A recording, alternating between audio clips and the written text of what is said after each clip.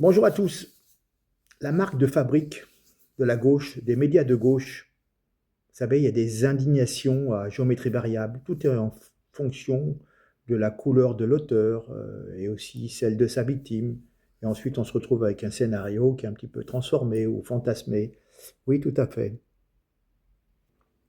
Vous avez entendu parler de cette femme de 90 ans violée à son domicile à Nice, mais je voudrais quand même rappeler que depuis quelques années, notre pays fait face à une véritable épidémie de viols, d'agressions sexuelles visant les femmes âgées.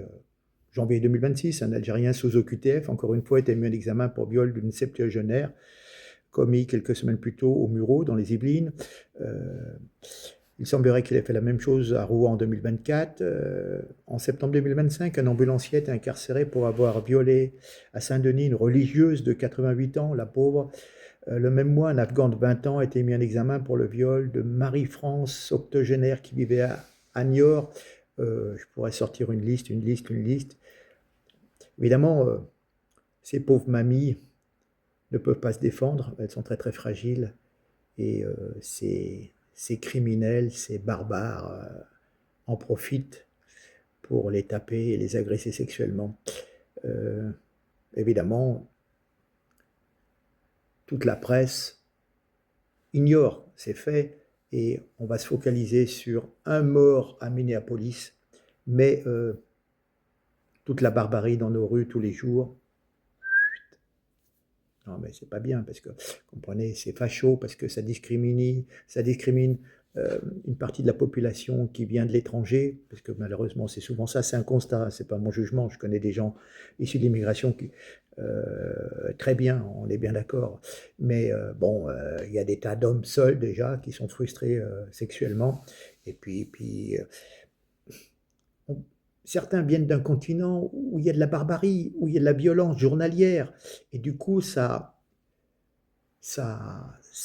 dans leur gène la violence. Je veux dire, par rapport au statut de la femme dans certains pays, je me sers, j'assouvis mon instinct sexuel et basta.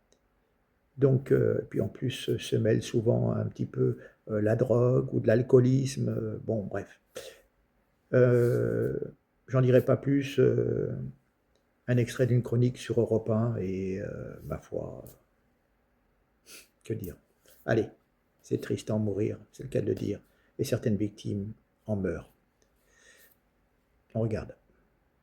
Et dans Europe 1 matin à 7h22, c'est l'heure de retrouver Laurent Tessier. Bonjour Laurent. Bonjour à tous. Le week-end vous a fourni quelques exemples frappants du déni sur l'insécurité et l'immigration. Le préfet de Gironde, Étienne Guyot, a adressé ses vœux à la presse vendredi dernier sur le bilan de l'année 2025 et le sujet de l'immigration. Il a fait quelques déclarations relayées par le journal Sud-Ouest.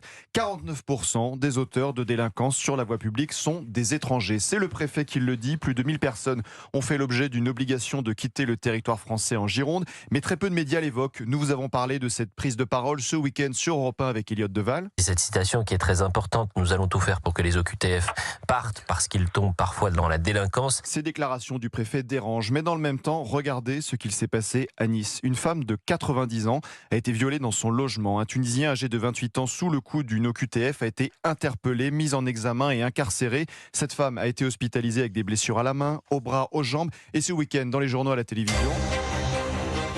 Rien, la dépêche AFP sur ce Tunisien sous OQTF a été publiée samedi à 19h33. Une autre hier soir à 20h06 sur son incarcération. Rien dans les journaux de TF1 et France 2 ce week-end. Rien sur cette affaire, pas un mot. Rien sur les déclarations du préfet de Gironde. Alors je m'interroge, est-ce que cette proposition de Gérald Darmanin sur l'immigration sera donnée sur les antennes? Le ministre de la Justice était hier soir sur LCI. Entre 600 000 et 800 000 immigrés irréguliers, c'est énorme. Une suspension de l'immigration pendant 2-3 ans pourrait imaginer cela. On peut trouver quelques exceptions, notamment pour les médecins, pour des chercheurs, pour quelques étudiants.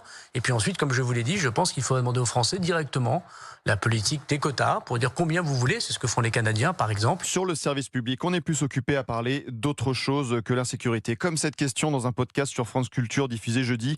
Comment accomplir 5 prières quotidiennes quand on est salarié musulman? À gauche, on est plus occupé à cibler Bruno Retailleau après la députée européenne LFI Rima Hassan. Le député Antoine Léaumont a ciblé à son tour le président des Républicains et ancien ministre de l'Intérieur. C'était mercredi dernier dans une cérémonie des vœux à Lyon. Eh bien, je dis comme Rima Hassan, Abba Retailleau. Retailleau, oui, à bas Bruno Retailleau qui n'est pas à la hauteur de l'histoire de la République française. Des élus de Paris sont plus occupés à se prendre en photo tout sourire dans un avion. Photo publiée sur Instagram par l'adjoint à la mairie Jean-Luc Romero et cette légende. Départ pour la visite des camps de la mort d'Auschwitz avec Anne Hidalgo. Et ça sourit sur la photo avec la maire de la capitale. Indigne, déconnexion totale. Et pendant ce temps, sur tous ces sujets, aucune réaction d'Emmanuel Macron. For sure. Oui, aucune réaction, sans aucun doute. Merci, le for sure d'Emmanuel Macron. On l'a entendu tout le week-end. Voilà, c'est ça. Après les lunettes, le for sure. Merci, Laurent.